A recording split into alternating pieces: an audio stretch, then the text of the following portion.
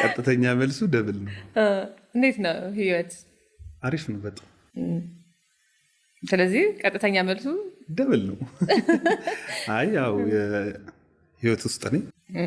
ከዛ በተጨማሪ ደግሞ ልጅም አለኝ እንደምታውቂው። ሰው ማወቅ ካለባቸው ይወቁት። እንግዲህ ያው በጣም ብዙ ሰው ብዙ ጊዜ አንተም ይሆን ማለት ላይፍን ወደ ሚዲያ ማምጣት ጥሩ እንደ ጓደኛ ሳቅ ላይፍን የግልን ነገር ምናምን የፍቅር ህይወት ወይም ደግሞ ህይወትን ብቻ ሳይሆን አጠቃላይ ሁሉንም ነገር ወደ ሚዲያ የግል ነገር ማምጣት ብዙም ጥሩ አይደለም ብለህ ታምናለህ እና ለዛ ብዙ ጊዜ አልተናገርከውም ይመስለኛል። ብዙ ሰዎች ማያደርግማ አሁንም የመለስኩት እንደው ጥያቄ ከሆነባቸው ከዛም ደግሞ አሉ አሁን እኔም ስለቅ የሆኑ ነገሮችን ከሆነ ነገር ጋር ማያያዝ ከሆነ ሰው ጋር ማጋባት የሆነ ነገሮች ስላሉ ገጥሞ አያውቅም ማለት ለሱ መልስ ከሆነ አንተ ገጥሞ አያውቅም ማለት በጣም ብዙ ሁሌ ነው ጥያቄውና ያን ያህል ግን ጥያቄው ኢምፖርታንት ከሆነ ደብል ነው በሚል መልሽልኝ።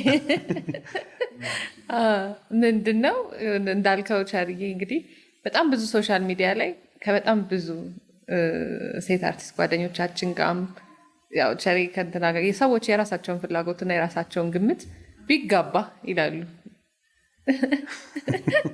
ያው ቀጣይ ሌላ ፊልም ላይ እንጋባለን እንደ ፊልም ነው እንጂ። ስለዚህ ቸሪ የራሱ ህይወት አለው፣ የልጅ አባት ነው። ታደስ ደስ ይላል በጣም። አዋይ እንትን እንዳልል ነው እኔ ጋር የሚላኩልኝ ቴክስቶች አሉና ያው እኔ አካባቢ ያሉ ሰዎች ላይፌን ያውቃሉ፣ ህይወቴን ያውቃሉ። ግን ማያቀኝ ሰው ነው ማያቀኝ በስራ የሚያቀኝ የስራዬን ኢንፎርሜሽን ያውቃል። በጓደኝነት የሚያቀኝ ደግሞ ያለውበትን ላይፍ ያውቃል። የተደበቀ ነገር የለውም። ይሄው ነው መልሱ። አግባኝ የሚል ጥያቄ መጥቶብህ አያውቅም? ለነሱም መልስ እንዲሆን ነው። በነገርሽ ላይ አያምኑኝም ሁላ እኔ ራሴ ህይወት አለኝ ምናምን ስል አያምኑኝምና ይሄው ምስክሩን ሰማዕታት እያሉ